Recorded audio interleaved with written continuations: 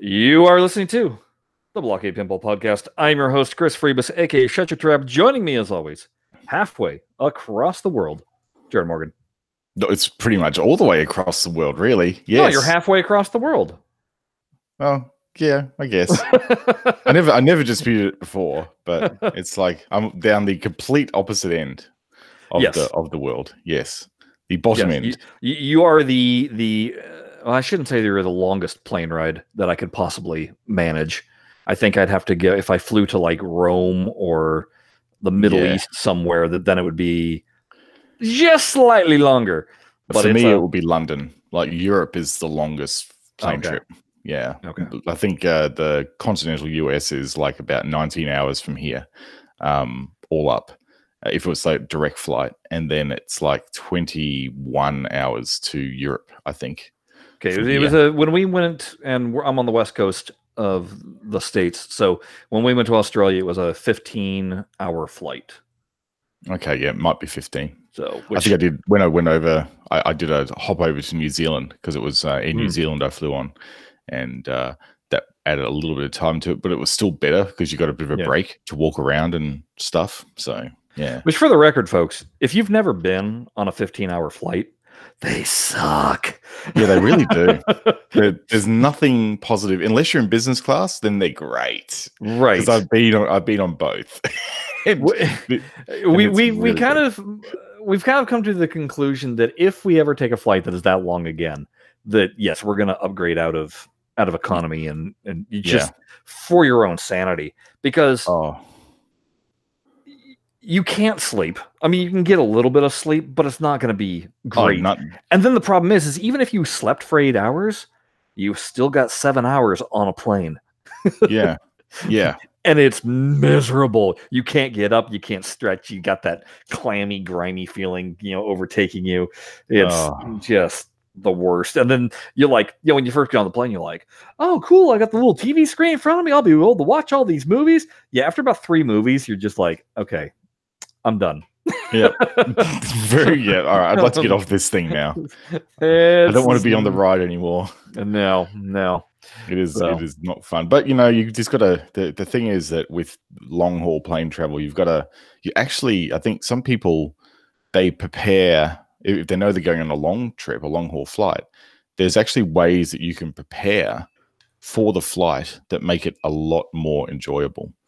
So you can actually get into the sleeping pattern that you want to basically get into in your destination, and you can do a whole lot of there's other techniques you can use as well that allow you to actually relax more on the flight, and even in terrible economy, you can actually have a pretty okay experience on there.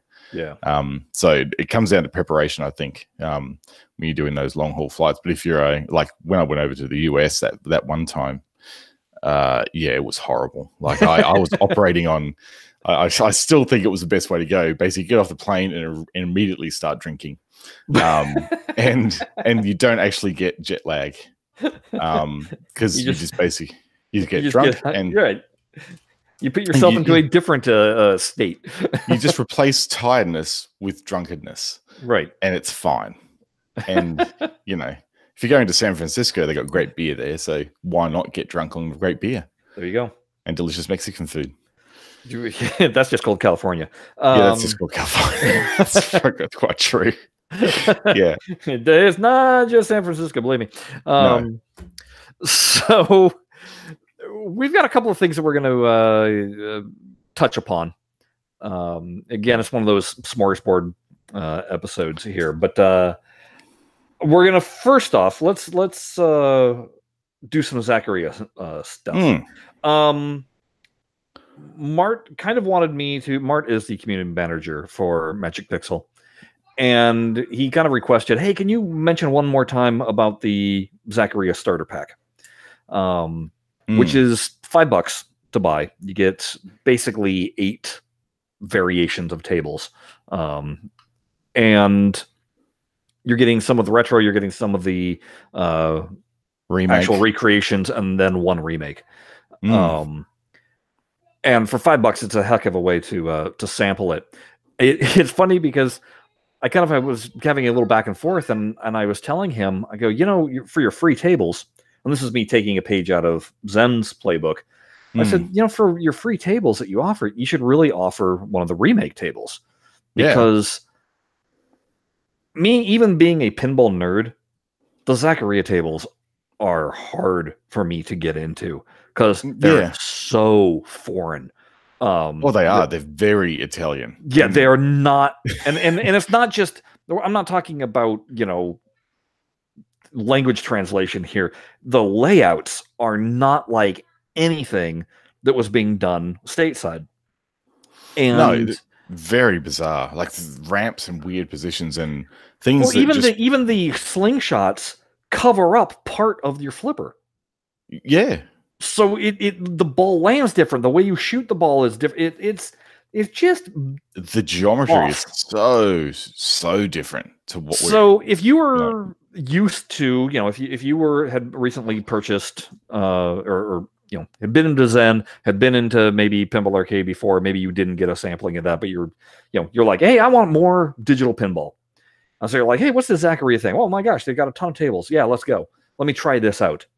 But let's say you're not much of a solid state fan and you're definitely a DMD fan. Well, you're going to throw in one of these, you're going to try out the free table and just kind of be like, what is going on here? This is bizarre. And so that's why I was like, if you pushed one of the remake tables, then you get the DMD. The layouts are a little more what people are used to. Kind of modern. They've done something very clever with that, haven't they? With the remakes, in that they've made them, they've kept the theme, but they've made them more accessible. Right. And that's the thing about the remakes is, and I think I said this in the past, it actually shows that the studio kind of understands pinball layout to an extent that they know essentially the canons that people expect in pinball machine layout, but they're not afraid to kind of experiment and try some unusual angles that probably you've never seen in production games before. Because, if anything, some of the angles on their remakes remind me of some of the early Marvel Zen originals. Yes, yeah, they're unusual in the way they play, but they don't feel wrong. Right. If that makes sense. Right. Whereas some of the original layouts of the Zaccaria tables, they just don't feel right. Yeah, to me, like they just don't. And what's even funnier is that there's certain tables that have, like, they did some crazy mechanics on their machines. And Zaccaria mechanics were probably on par with ruggedness to System 80 Gottlieb's. Yeah, like and Gottlieb Premier, to be honest, because their mechanical systems in those pinball machines are so bulletproof. But because we don't have any frame of reference for what we're visually seeing in these 2D representations, you'll get kind of confused you'll be like, oh, that's a raised playfield, but it's completely clear. I wasn't aware of that, And then you're like, well, where the heck is the ramp that even would get me up to that thing? And then you find it's not a ramp, it's a horseshoe throw, Yes. I mean, it's that kind of stuff where it's just, you don't have the visual language to understand some of these things. And so, because I know the very first time I ever tried Zaccaria Pinball, the digital, I tried it for a couple of minutes. I was like, oh, this is so not for me. I try the remakes and I'm like, oh my gosh, this is fantastic. What was this table? How come I didn't see this table in real life? And then I find out that no, it's just completely things. So anyway, that's what I was encouraging. But all that being said, if you can fork over $5, you'll get a good true taste of what they've got. Yeah, absolutely. In the mix. So, and you'll be able to then, and the great thing about the way they've structured the in-app purchases for this product line is that you can, if you don't want all the retros, if you don't want all of the originals, you just buy the remakes. Yeah. And just go with the remakes if that's all you want. And it's just really logical pricing. And then more to the point, if you then decide that, you're a completionist and you want it all, they have their gold pack and their platinum pack, but the cool thing is the price of that pack goes down based off of any table you already own. See, that's very nice. Like you don't have to worry about doubling up. Right. which a lot of, I think even Zen can suffer from that a little bit. Mm-hmm. In that if you buy some of the big packs and then you want to go and buy some of the other extra Marvel packs, you do actually double dip with some of the IOPs, and it's just how it works. So it's cool they've been able to do that. You can buy what you want when you want and not feel like you're getting screwed over. Right. So it's good. So all this is basically to say that we've got quite a bit to discuss about Zachariah, and I gotta know, is it Zachariah or is it Zachariah? Zachariah. Okay, because I've heard it elsewhere said that, and I was like, wait, have you been saying it wrong this entire time? I think I've even heard Zachariah being said in the game itself. Okay. So in the speech. So okay, in the very, very early digitized speeches, Zachariah Pinball. Yeah. Anyway, we've got our hands on like I just got my hands on the campaign mode. Jared had never played it on PC. Steam, no. On Steam. No. I was completely new to Steam. I played some of the demos on there, and I will say that of the demos that I played, you do get a fairly long play of them. Because they score quite low, and I think they've made the score limit quite generous. Yeah. So yeah, I did get to play some of them. I also got to play the remake Stars Phoenix, and heard what sounds like a very familiar voice. So I'm just not quite sure. But welcome to Stars Phoenix. That's right. Yeah. Yes, that's right. So that was interesting. I was like, oh, which one did he do the voice for? I have to listen to that. I went, all right, okay, there you go. Yeah, that's the one, people. Was it real quickly, because you, like I said, you just took a glance with them on Steam. What was your kind of impression right off, just first impressions?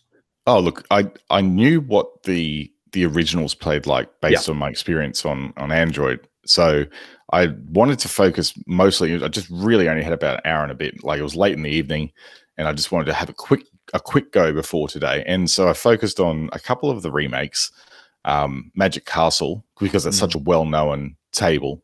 Probably the most well-known brand in all the Zachariah tables. So I focused on that one, and the Time Machine, I think, it's the other one too. And then I went into the retros, so the ones that are essentially EM remakes of the solid state machines. Right. And I think the retros are good, but I'm going to need more time with them to actually understand what's going on.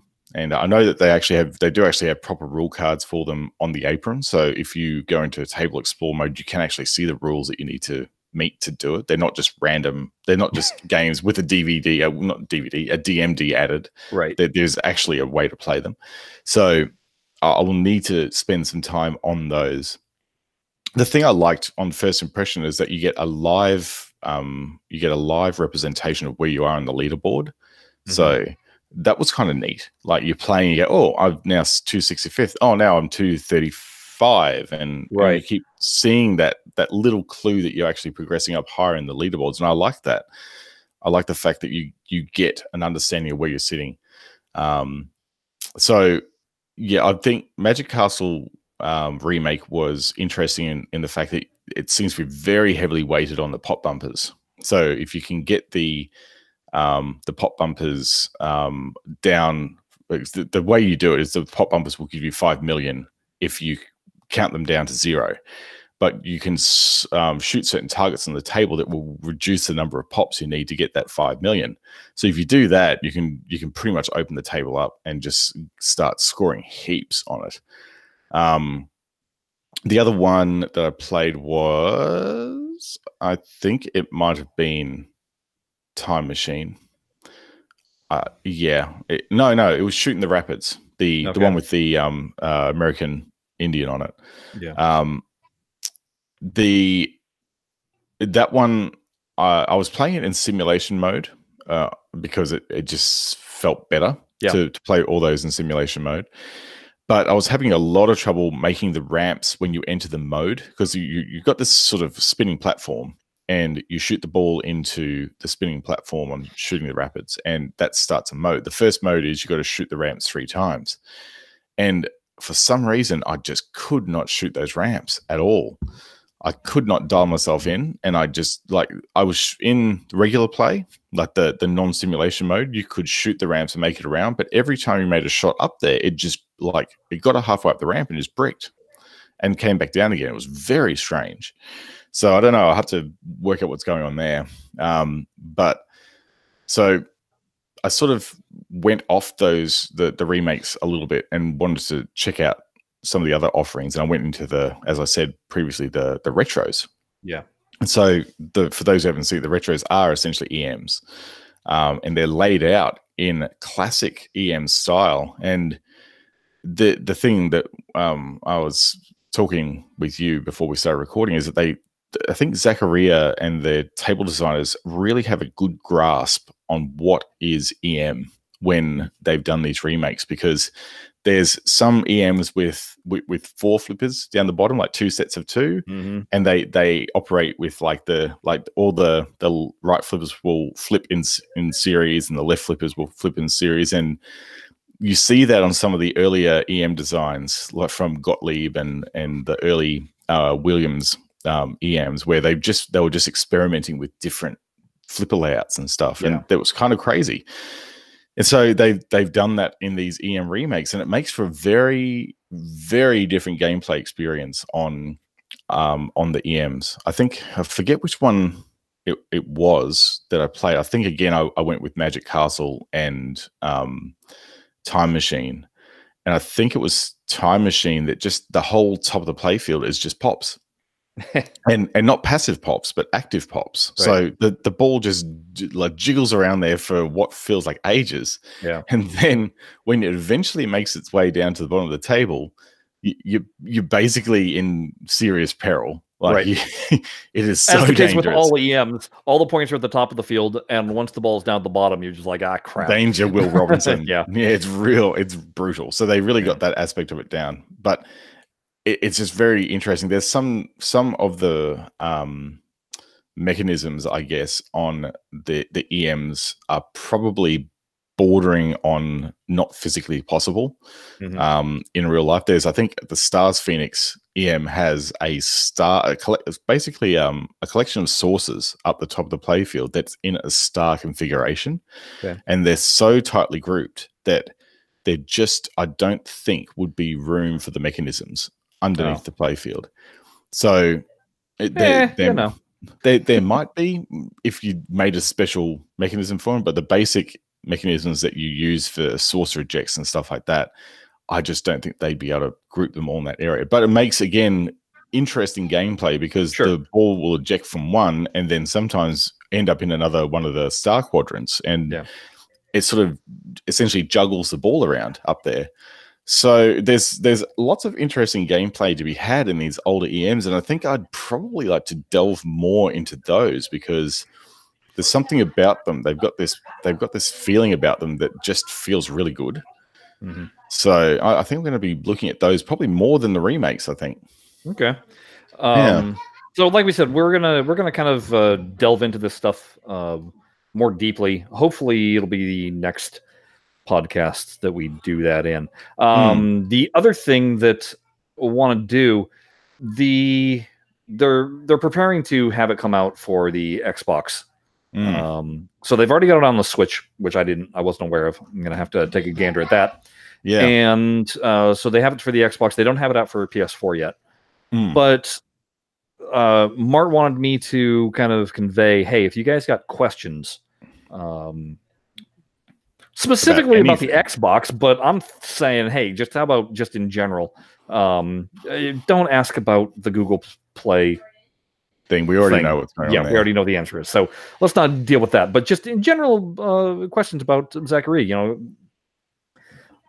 what are some other tables that could be released, for example? Are there any other tables that could be released, Right. Do they have a plan for other companies? If you have questions about their VR, which, by the way, so there was a new video that Jeremy Williams from Tested was in that was basically him trotting out his pin sim cabinet. Yeah. Because since the time he did that first video, there's been a couple of more VR offerings, and he specifically mentioned the Zaccaria VR, and he was like, "I think this might be the best VR." Oh wow! That I've seen. He says it's really, really phenomenally well done, and then he goes, "But the menus suck." Right. So he goes, "But once you actually get into the table, then it's all great." Yeah, right. So obviously the menus aren't made for VR navigation. Yeah. So if you've got a question that you would like us to pass along, and then they'll get back to us and give us an answer, you can head over to Digital Pinball Fans Forum. There I've created a thread that is asking that. If you don't want to bother with that, go ahead and throw questions up to us on Twitter. Or email us. Yeah, so at BlahCade, if you want to send it to that, or if you want to email, it's blahblahblahcade@gmail.com. Okay, moving on. I wanted to kind of comment, because we're always like, is there any news about Pinball Arcade? So they've been kind of dancing about with just the same piece of news. And so we're going to just report anything that ever happens regarding it. Word came all we've got. That's all we've got. Word came out that this mystery table that they are working on, that apparently is a table that is not yet made. No. And yes, they were working on artwork for a woman's hair. So of course, again, everybody's sitting there going, well, Elvira. Yeah. So here's my question, and I was looking for this. And I don't know where the rumor came from, other than I read it on our forum, that it was Elvira 3 is going to be a reskin of Whoa Nelly. Big Juicy Melons. I went over to Pinside. There's no such discussion of that. For that case, they don't even know who the designer is. Like, there's debate among them of who the actual designer of the table is. They did say that it's probably going to be a boutique table. So when I say boutique, that means it's not going to come out as Pro, Premium, and LE. Instead, it's going to come out like what the Beatles is, where it's that like silver Super gold LE or gold, platinum, diamond, or whatever. So it's probably going to be Kapow that is actually going to be doing the work on it. So Kapow Games are the ones who do Beatles and Big Juicy Melons and all those ones. Yeah. So but again, that's also just rumor. So I'm dying to know, folks, where did because I know we perpetuated it just a few weeks back. So I want to stop that perpetuating if we don't know where it actually came from. Where is this rumor coming from? Sources. Give us your sources. Send us a link, please, because I want to know whether to get my hopes up or just to discount it immediately, wipe it out of my mind. Yeah, exactly. Because it will be completely wipe it out of your mind if it is another reskin. We've had enough of that layout. The only interesting thing that comes from this, though, if it is Elvira, is what does that do licensing-wise to Zen? We've already had a big discussion about all the licenses that theoretically Pinball Arcade won't be able to touch on Stern due to Zen already have digital rights to them. So if TPA locks up the digital rights to Elvira, does that mean that Elvira's off the table? Or is it a fact that since those tables aren't actually called Elvira and the Party Monsters is, but Scared Stiff isn't? I don't know. It's one of those things. Truth be told, I never was much of a fan of either of those tables, so if it takes a while for them to come, then it takes a while. But Scared Stiff is basically it's a system. It's a beginner's table. It's a System 11 in a WPC body. Is what it is. Yeah, but it's also a beginner pinball player's table, which is fine. I mean, that's all fine and dandy.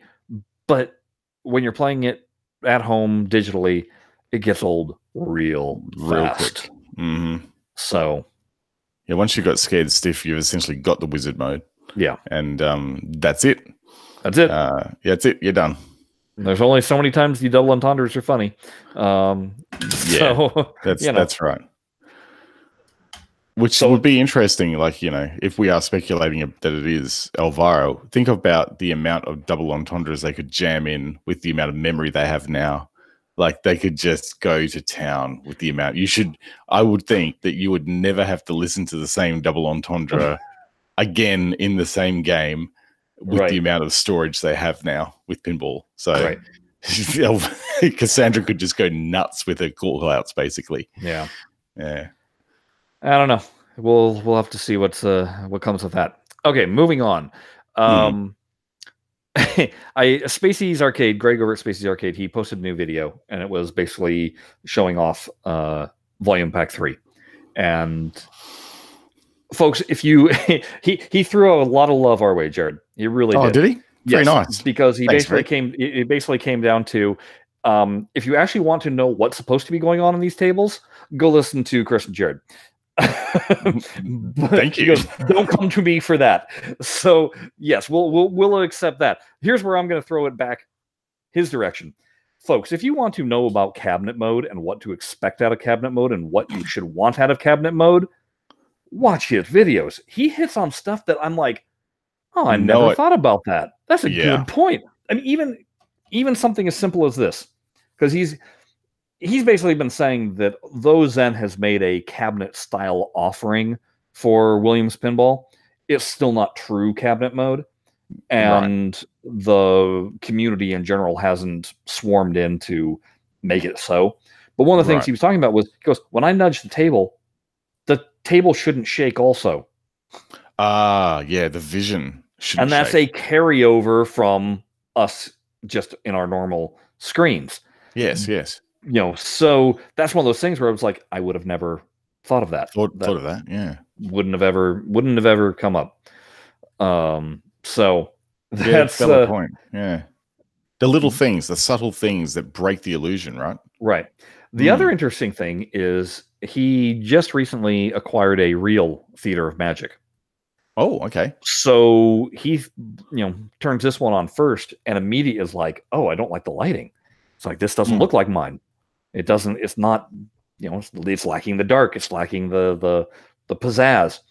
And then he shot the inner loop and the ball came to the wrong flipper, according to him. Oh. And he immediately was just like, whoa, no, that's supposed to go to the other, it's...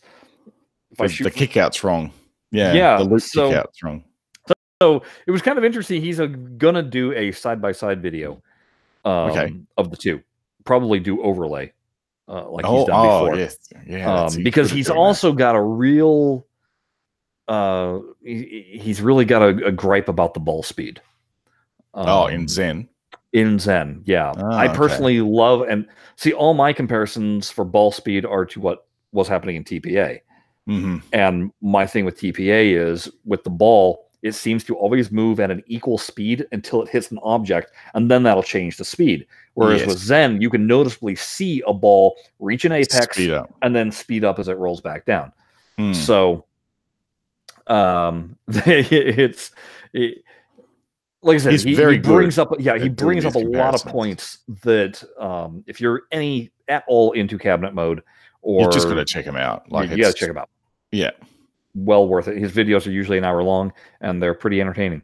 So yeah, he's got a lot of post production done on it. Like he's got like green screen. I know. I wish we had his post. I wish we just need a studio. If anybody wants to, be an intern. Yeah.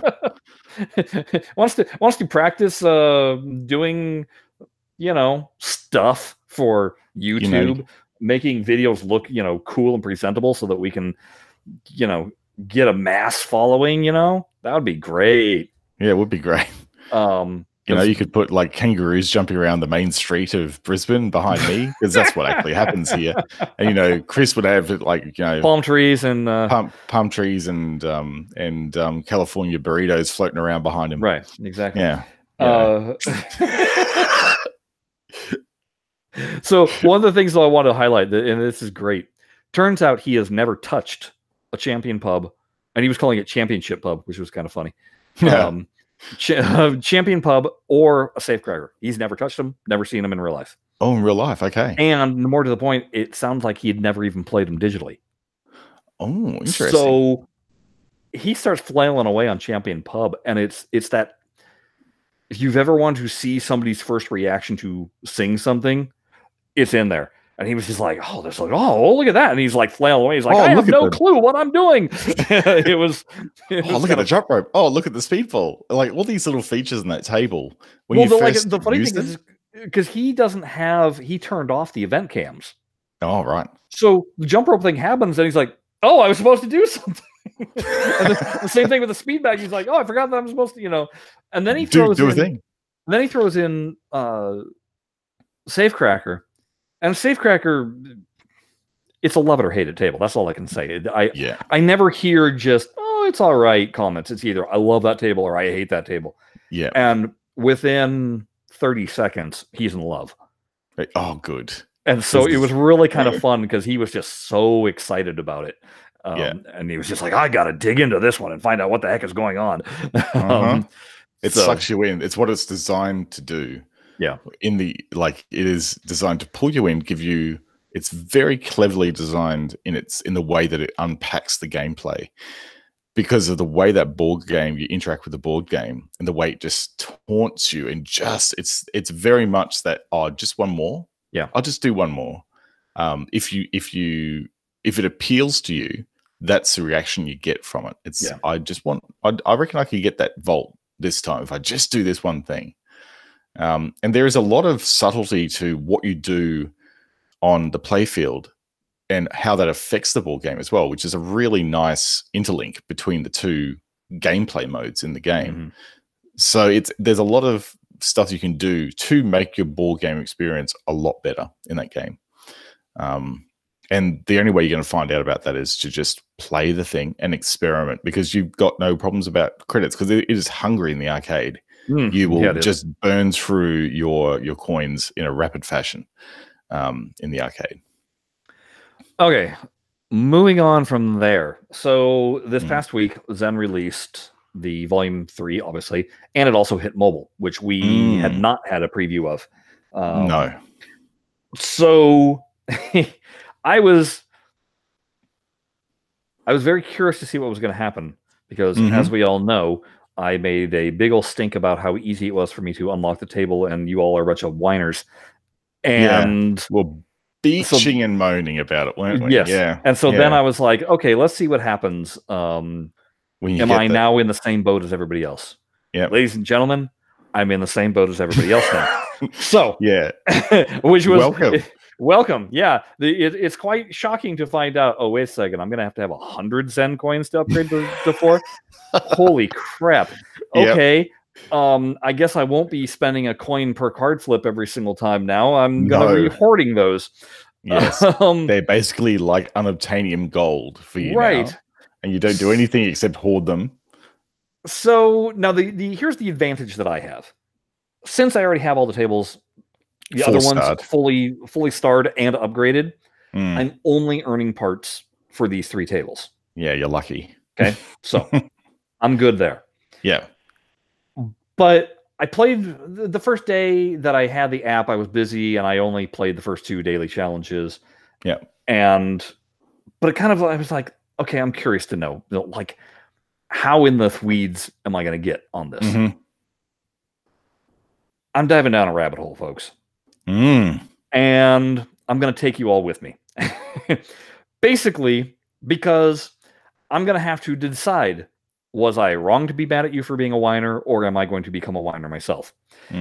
And I'm not going to do that purely based off of feels, because that just annoys me. At a certain point, we need facts.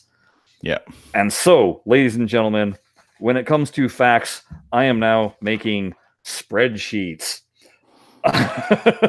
Watch out. Chris has got a spreadsheet. I've got a spreadsheet. So here's what I'm doing. I am now tracking my daily challenges. I've got all 4 of them that I can do. So basic, advanced, pro, and premium. And I'm going to, as best as I can, try and max them out. And I don't care how many tickets. Them. And not retrigger them. So it's only a 24-hour cycle. Yeah.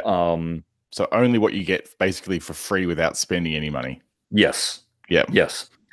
And however many tickets I have to spend on the pro and premium, that's how many tickets I have to spend in order to complete them. To complete them. That's what's going to happen.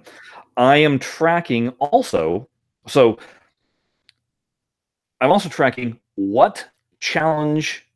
So like today, I have for the basic challenge, it's a 1-ball with Black Rose. For the pro challenge, it's a 1-ball with Attack from Mars. So I'm tracking also what challenges are being put up, what tables were being put up, because I want to see if there's any kind of pattern that we can start devising out of this. Okay. Let's see if there's that. I also am curious to see if everybody is playing these or if is it randomized, for what people are playing.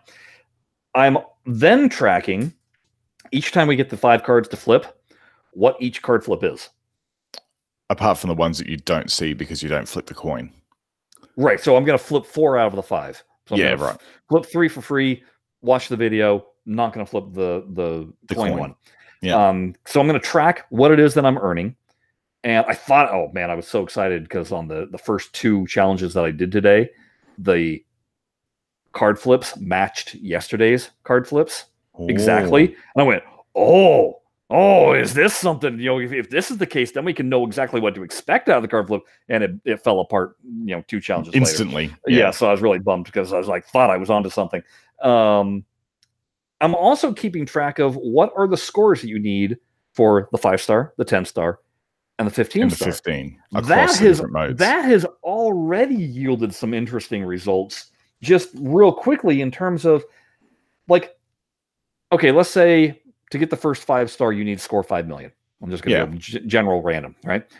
So when you go 10 stars, I expected that it was the same score pattern, that when you hit 5 million, that was when you were at the 5-star and it was, roll over. 10, yeah.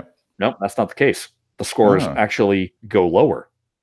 They go lower? So by the time you hit that 5 million, now you're flipping star 6 or 7. Oh, okay. So there's this ramping of what the score is that you need. It's kind of interesting how it was really quite shocking. The really shocking things was on a couple of them, like the 10-star yesterday on the pro survival mode of Medieval Madness. 10-star, you needed 19.2 million points. 15-star, you needed 20 million points. No, what? Only another 800,000. Oh, 800,000. That's it. Yeah, that was it. Huh. That's where I'm like, what is going on? This is weird. And so I'm going to have to, again, I'm tracking every single time I play one of these. Look, I was playing Black Rose today. I was at 3 stars. I hit a jackpot. It immediately went to 5 stars, and I was so far beyond what the 5-star score was, I never even got a chance to look at what it was. So I kind of had to guess at what it might be. So there are some of these scores that I don't know definitively what it is. So what you're doing to get this data, what you're doing is when you get up to, say, 14 of 15 stars, you pause the game at what I need and take a look at the quota. Yes. Yeah. Okay. Yeah. So that's already popping off some interesting results. Other interesting things. I earned 7 Zen coins yesterday. Wow. Okay. Which was way more than I thought that I was going to earn.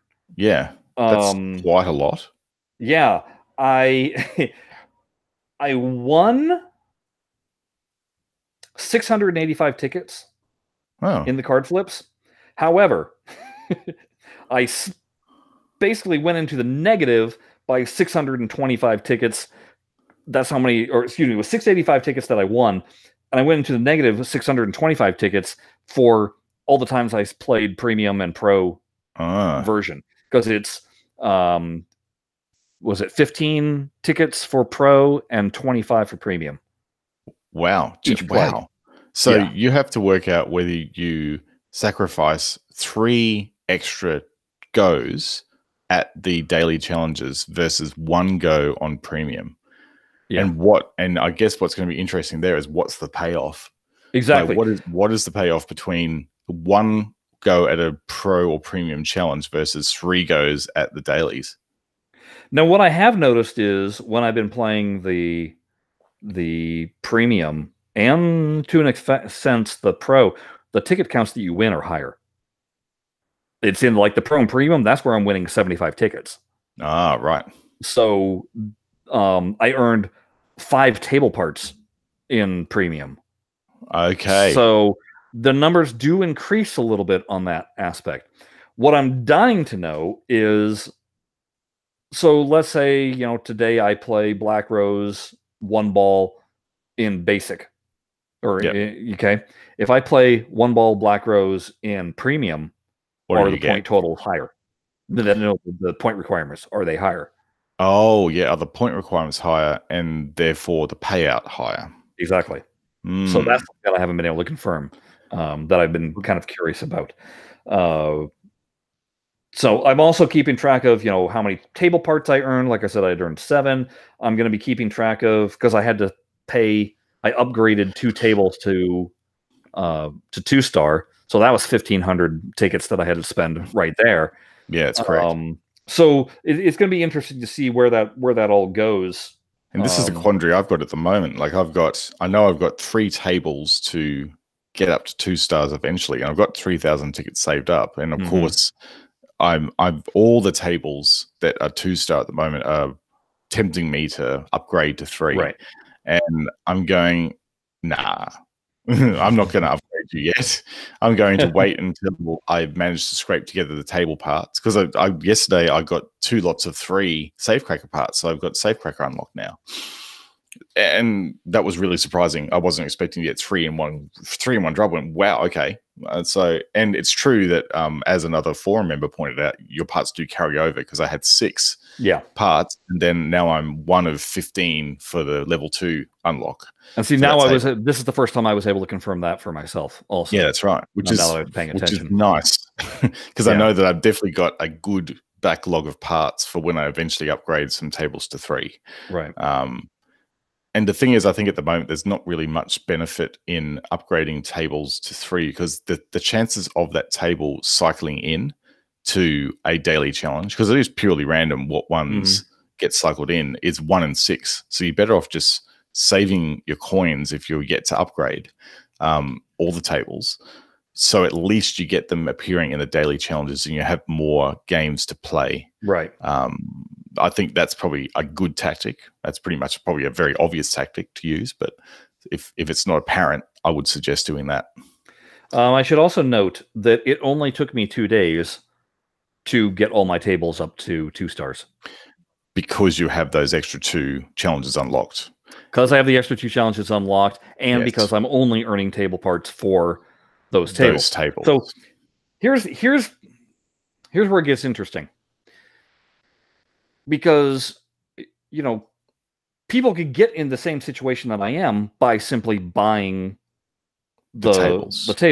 Taking advantage of the in-app purchase option. Exactly. Yes. So here's what we're going to pretend that that's essentially what I'd done with the first pack, right? Yes. Or the first 2 packs. So here we come, table pack 3. I'm getting the little offer, hey, do you want to spend $10 and just unlock them all right now? I'm saying no. Yes. I've now got between now and when that next table pack drops to see how far you can max these out. Yeah. Because if I don't max these out, then I'm really in the boat that everybody else is in, where now I'm collecting a ton of parts that I don't even need anymore. That's right. Because I need a specific. So if it becomes a thing where I'm able to truly, by playing every day, all 4 challenges, and collecting what I'm getting, if I'm able to truly upgrade these before the next table pack drops, then in my mind, there's no point in me spending the money. Yeah. And I'll tell you why. Because as soon as I upgraded every single table, I pretty much stopped playing the app. Yeah, right. There wasn't the drive, because you have it on Steam. I have it on Steam, which is where I'd rather play it anyway. Correct. And it is a better gameplay experience on Steam. And really so the mobile is just purely, I feel like, you know, farting around with a game. Well, I have other mobile games that are not available on Steam. So I just put my time back into those instead. Yeah, that's right. So I actually am enjoying the daily challenges. They are good. Like I'm fine with it. And I pointed out to somebody, because one of the complaints everybody says is, oh yeah, there's nothing so much fun as watching a 30-second video and then going into a 1-ball challenge and losing the ball 15 seconds later. Yeah, it really does suck. Yeah. So let me tell you what really sucks, folks. You go and you play the skill side of the app, and you're playing $1 game. Actual cash money game. Actual cash money. You put your dollar down, and then you drain the ball 15 seconds later. Tell me which one you're going to be a little more mad about. Yeah, it'd be the cash money one. It'd be the cash money one. I'm immune to the videos at this point. iOS. I'm immune to a problem if you're iOS. Yes. Now, now the fun part about that is if you win, oh, it feels so good. Oh yeah, it would. You're like, I won $1. You step away from the table, and you go and spend your dollar on Slurpee. Well, I'd have to first cash it out, which I've yet to do. Instead, to me, it's more fun to just have the money sitting there, so then I can play other skills apps also. That's right. I've tried out a couple of other ones there too. So anyway, that's what's I'm absolute rubbish at making spreadsheets. So this will kind of work for me, hopefully, but it's not. None of it is automated. It's not making. It's not like I'm going to pull the data. It's purely a chart. It's not a functioning spreadsheet. It's just a grid. I'm using it as a place to write things down. Exactly. Transfer my handwritten stuff into the computer so that it stays nice and neat, and I can. You could probably share it with like a Google form. You could actually have a Google form, but you need to. I'm doing Google Sheets. Yeah, a Google Sheet, yeah, but a Google form is the data entry. So you have a standard way of entering the data. But again, don't worry about it because it's just you using this data. So the thing that you're gonna have to do is you're gonna have to crunch numbers, and that's gonna be hard if you don't have a spreadsheet laid out in a way that will actually allow you to extract the data. Now, I know someone who probably could help you with that. Because Sven? Yeah, that's right. Because he did a pretty good job at doing the tournament software for us when we were doing that. Please email me, Sven. I've got a new spreadsheet for you to hack about with. Yeah, and you'll probably be able to do a pretty good job at getting it to a point where you could extract data from it and probably upset Zen a little bit because you're breaking apart there. I know. I want to break it apart. I want to find out what's going on. So the next time we talk to Mel, I can be like, okay, dude. Oh, this and that and that. And what do you have to say about that? Right. Well, yes, you kind of worked it out. And I know you guys have data also that's probably, much better. But from a user perspective, here's the data I'm seeing. And yeah. It's funny. For those that don't remember, I was doing a monthly pinball tournament.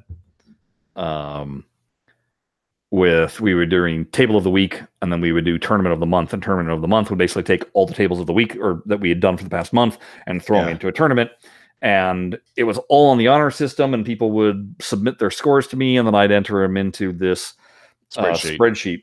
And the first couple of times I did it, took you like 3 hours. Oh my God, it would take me 3 hours. It was just nuts. It was just so burdensome. And so then Sven came and helped me. Sven also goes by the name of Ksenia. And he came and he was like, well, what is it you're trying to do? And I sent him some stuff. And he's like, okay, let me work at that. He comes back and I'm like, holy crap, that's so much better and streamlined. And then we worked on it some more. He got to the point where 15 minutes after the tournament was over, I was posting stuff to the forum. It wasn't just me getting the scores back. It was me, because all I had to do was go copy, paste, boom, done, gone. It was, even laid it out so it was in a format that you could paste to the forum. Oh, it was just incredible, amazing. Just mad skills in the spreadsheets our friend Zania has. So yes, good on you, Sven. Might need that again, because I know what he would do. He would make it all macros and drop down.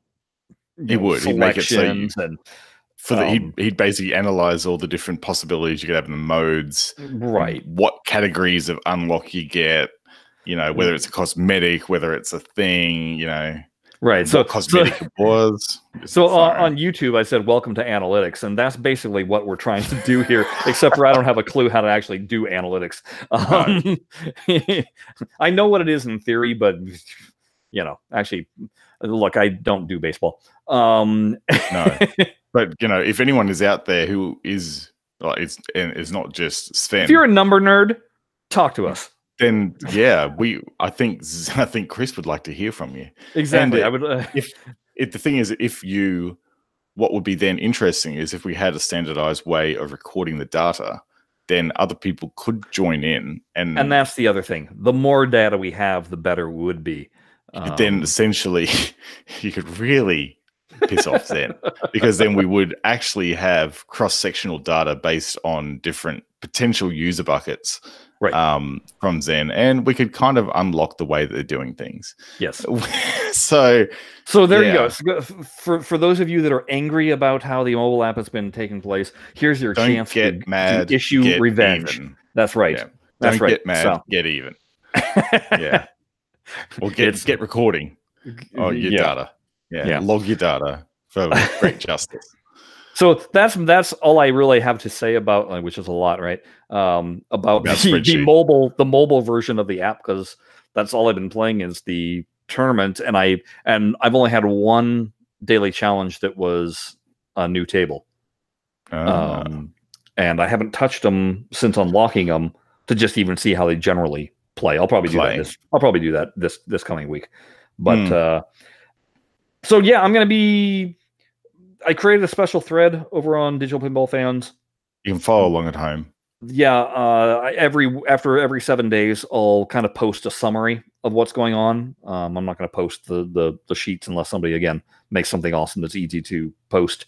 And I'm going to keep track of this all the way until the next, either until I max them out or all the way up until the next table pack release. And see where we go from there. Because again, it might become a case where it's like, this is impossible. And the more you fall behind, the really farther behind, the worse it's going to get. So if you get I think my limited time offer to upgrade to the latest 3-pack is probably expired now. Yeah. So I opted not to do it, because all you really need is to get the tables to 2 stars to actually be able to play the daily challenges on a wide cross section of games. And I think for me at the moment, honestly, that's all I've got the time for anyhow. Like I'm finding that resetting the daily challenges for 25 tickets is fine for me. And the time I usually have to play on the train on the way home, or on the train on the way to work, which is essentially the only time I get to play it. So, I'm not really, it's not my primary platform to play Zen on anymore. If it was, I'd be taking it a lot more seriously. Sure. But it's a distraction for me, not the primary way I enjoy Zen. And if it was the primary way I enjoy Zen, I'd just be paying for everything. I'd just be upgrading it wholesale and then just playing it like normal. That's if it was my primary platform, that's what I'd be doing. Yeah. Okay. I'm out of breath. I was getting all worked up there. So I think we're gonna call it for this week. And like I said, next week I believe we'll probably it'll be quite Zachariah heavy. Yeah. So that's something to look forward to. Something we would look forward to is if you went over to redbubble.com and bought a t-shirt, because then I'd get a little email saying you have a sale, and then I'm like, oh, who bought it and where did they buy it from and all that jazz. Yeah, that's right. So, it's cool.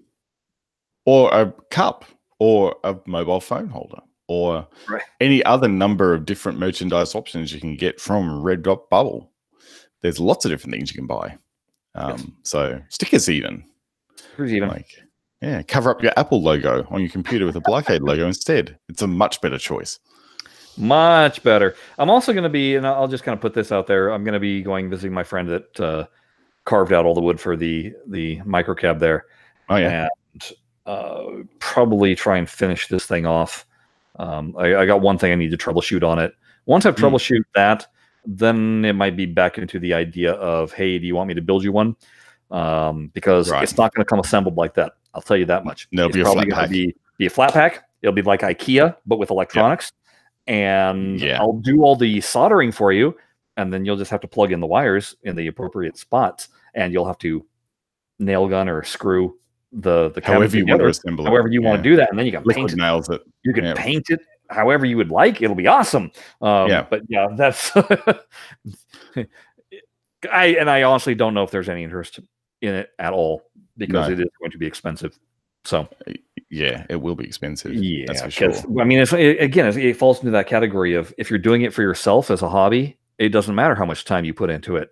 No, if you're doing it for a living or doing it for profit, then time is a valuable commodity. Kind of matters. Yeah, time is where you basically go from the positive income to a negative income. Exactly. But as the boat that I would be in, which is I don't have a single power tool. I don't have a table saw. I don't have a miter saw. I don't have any saw. Any of that stuff. I got a hand saw. That's what I got. So, the flip side is, well, hey, if you wanted one of these, what is your option? Going and buying all those tools?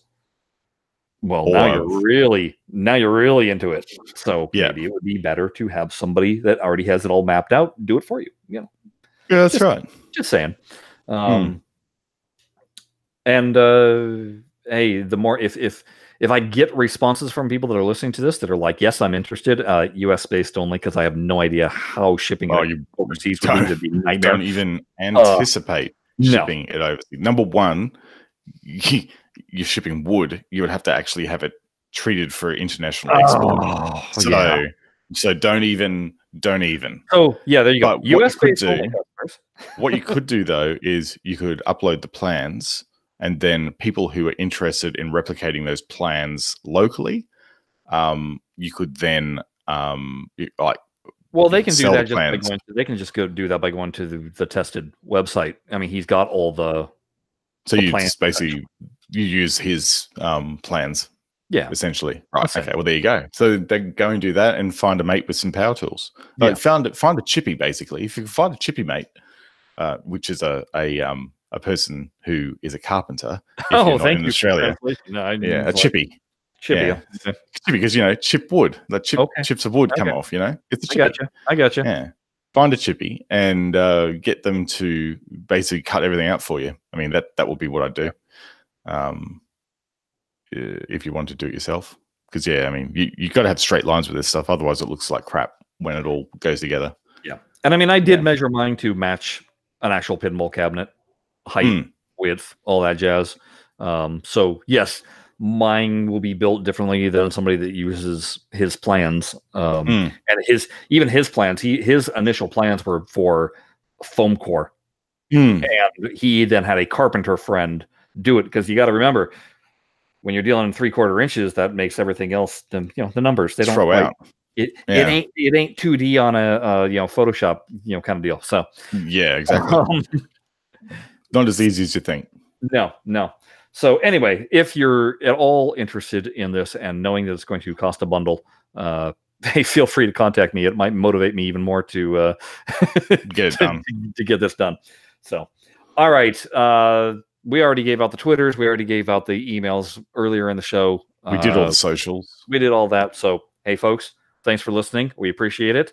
And we'll talk to you again next week. Bye-bye. Bye-bye.